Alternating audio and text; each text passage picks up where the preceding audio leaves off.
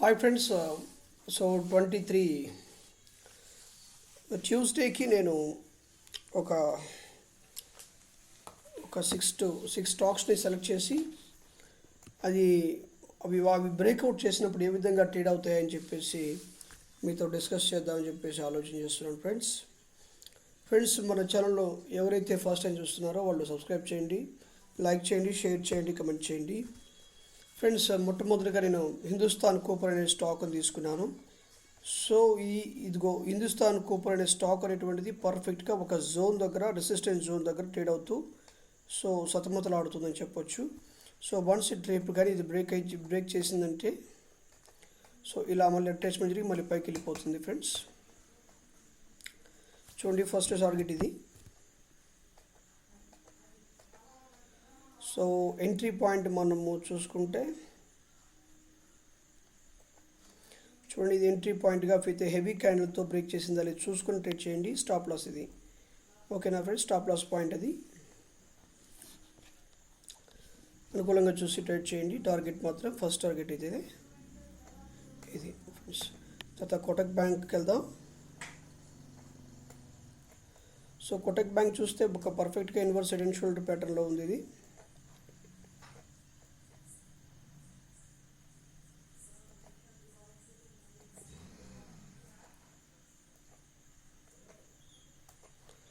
గమనించారా ఫ్రెండ్స్?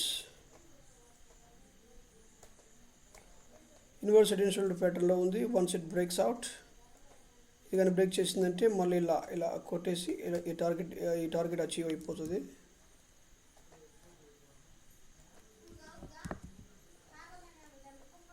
ఓకేనా ఫ్రెండ్స్? జాగ్రత్తగా మీరు అబ్జర్వ్ చేయండి. ఇది ఎంట్రీ పాయింట్గా చూసుకోండి. ఫస్ట్ టార్గెట్ ఇది చూసుకోండి, ఓకేనా? స్టాప్ లాస్ చూడండి. మీరు రేపు పొద్దున్న ట్రేడ్ చేసేటప్పుడు, రేపు మంగళవారం పూట ట్రేడ్ చేసేటప్పుడు హెవీ క్యాండిల్తో బ్రేక్ వచ్చేస్తేనే అది మీరు ఎంట్రీగా తీసుకోండి. కానీ చిన్న క్యాండిల్తో బ్రేక్ చేసిందంటే మళ్ళీ కిందకు వస్తుంది, తర్వాత మీరు లాస్ అవుతారు, ఓకేనా? ఐసిఐసి బ్యాంక్ చూడండి. ఐసిఐసి బ్యాంక్ కూడా పర్ఫెక్ట్గా ఒక మంచి జోన్ దగ్గర, రెసిస్టెన్స్ జోన్స్ దగ్గర అది బ్రేక్ చేసినట్టుగా ఉంది. రేపు సో మంగళవారం పూట బ్రేక్ చేస్తే మాత్రం మంచిగా మూమెంట్ తీసుకుని పైకి వెళ్ళిపోద్ది. చూడండి, ఫస్ట్ టార్గెట్ ఇదిగా, ఈ ఫస్ట్ టార్గెట్ అది. సో 1039 రూపాయలు ఫస్ట్ టార్గెట్ ఉంది. చూడండి, ఎంట్రీ పాయింట్ ఇది. సో ఎగ్జిట్ పాయింట్ ఇది. ఫస్ట్ టార్గెట్ ఇది. సెకండ్ టార్గెట్ మనం పెట్టుకోవచ్చు, దానికి అనుకూలంగా పెట్టుకున్న టైం ఫ్రేమ్లో పెట్టుకొని చూసుకోవచ్చు. సో 1075 రూపాయల దగ్గర మనం పెట్టుకోవచ్చు, ఇబ్బంది ఏం లేదు. సో ఇది సెకండ్ టార్గెట్ ఇది పెట్టుకోవచ్చు. ఐసీఆర్టీసీ చూద్దాం. ఐసీఆర్టీసీ ఆల్రెడీ ట్రెండ్ లైన్ బ్రేక్అవుట్ చేసింది. చూడండి, ఐసీఆర్టీసీ అనేది ఒక ట్రెండ్ లైన్ బ్రేక్అవుట్ చేసి ట్రెండ్ లైన్ పైన కన్సాలిడేషన్ జరుగుతుంది కనుక దీన్ని మనం పర్ఫెక్ట్గా ఎంట్రీ తీసుకొని సో మంచి ప్రాఫిట్స్ ఇదిగో 1120 రూపాయల దగ్గర మనం ఎంట్రీ తీసుకోవచ్చు రేపు. సో రేపు ఎంట్రీ పాయింట్ వరకు మాత్రం ఇది తీసుకోండి. 1145 రూపాయలని 45 పైసల్ని మనం ఎంట్రీ పాయింట్కి తీసుకోండి. సో క్యాన్ బ్యాంక్ చూస్తే ఇది రేపు ఇది బ్రేక్అవుట్ చేసేదాకా కాస్త వెయిట్ చేయండి. వన్స్ ఇది బ్రేక్ అయిన తర్వాత ఇది బ్రేక్అవుట్ చేసేదాకా వెయిట్ చేయండి. బ్రేక్అవుట్ చేసిన తర్వాత మళ్ళీ పైకి వెళ్ళిపోతుంది. వన్స్ ఇది బ్రేక్స్ అవుట్ అయిన తర్వాత మంచిగా ఎంట్రీ తీసుకోండి. చూడండి, ఇది ఎంట్రీ పాయింట్, స్టాప్ లాస్ ఇది. సో 500 రూపాయలు మనము ఫస్ట్ టార్గెట్గా పెట్టుకోవచ్చు. సో సెకండ్ టార్గెట్ 510 రూపాయలుగా పెట్టుకోవచ్చు. డెలివరీ ట్రేడ్ కూడా చేసుకోవచ్చు, ఓకేనా ఫ్రెండ్స్? అదాని పోర్ట్స్ చెప్పాను